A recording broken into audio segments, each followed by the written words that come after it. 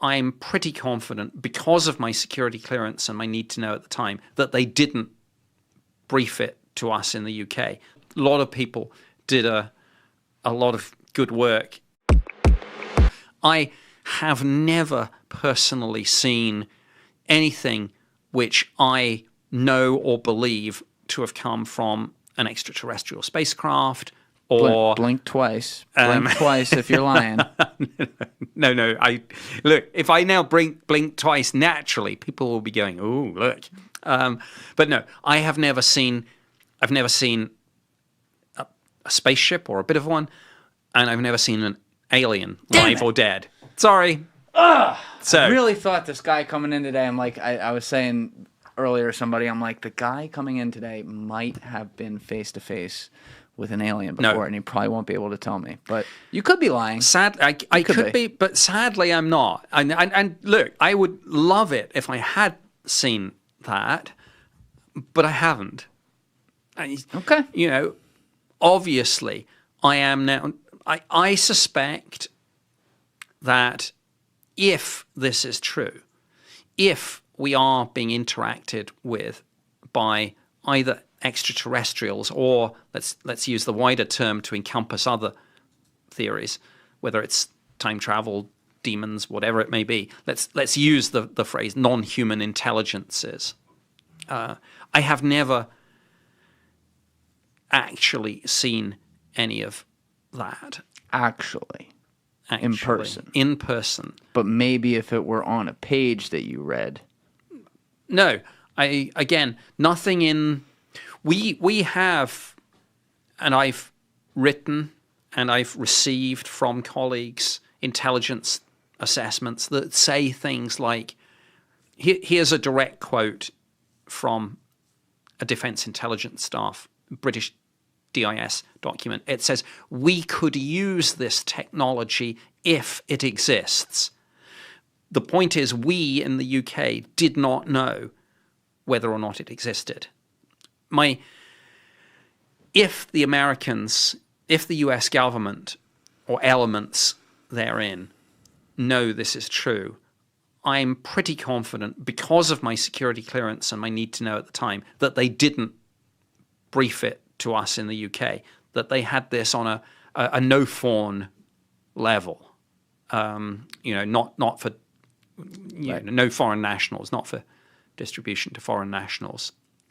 And I can understand that. Firstly, because the nation, if this is true, the nation that first figures out how to use that technology, that's a huge advantage. Will be absolutely. But secondly, your allies may be your allies, but you know intellectually and from history that sometimes your allies are penetrated by foreign intelligence services. So everyone that you tell, you run the risk of it. You run a greater risk of it getting back to an adversary. I got a little theory about that you could speak to much better than I could, I would imagine, because you at least operated within these worlds. But the more I've talked with people who are from that world, come from intelligence, or people who have reported on it, the more I feel like underground, when we're looking at pure espionage, there are friendly encounters, but there are no friends.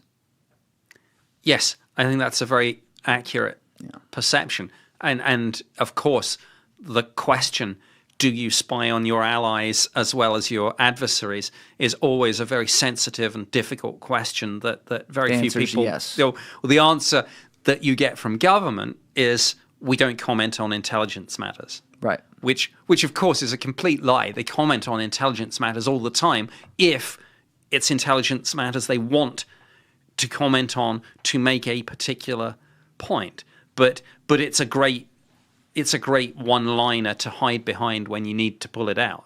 Yes, absolutely.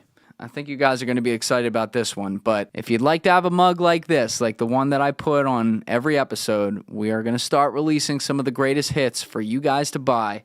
All you have to do is hit the link in the description below to pre-order your mugs now, and also know that there's some new merch that's going to be coming within a month or two. We are designing all of it now. Very excited to share it with you. So make sure you go pre-order that, and also sign up for our newsletter, which you can find in that same link. Alessi, you were telling me you had just pulled up an article of one of the guys who was in the event in Britain. How do you say it again? Rendlesham. Rendlesham. I always want to say Ramblesham. All right, so this is one of the guys who was exposed to radiation, you're saying? Yeah, this is a guy, it says 2015, it got made public here, the U.S. government, they actually acknowledged the health issues from that UMP encounter in 1980, and they granted him the rights. So this is one I think you can be public about, John Burroughs. John Burroughs. Okay, got it. So that was Yes. just confirming one of them. Yes, and that was, I name-checked some of the people involved with that. I wish I could recall Cheryl's second name because she did a lot of the heavy lifting. She worked in John McCain's office. Right. I think Senator John Kyle was also involved at one point. Pat Fresconia, of course, the lawyer.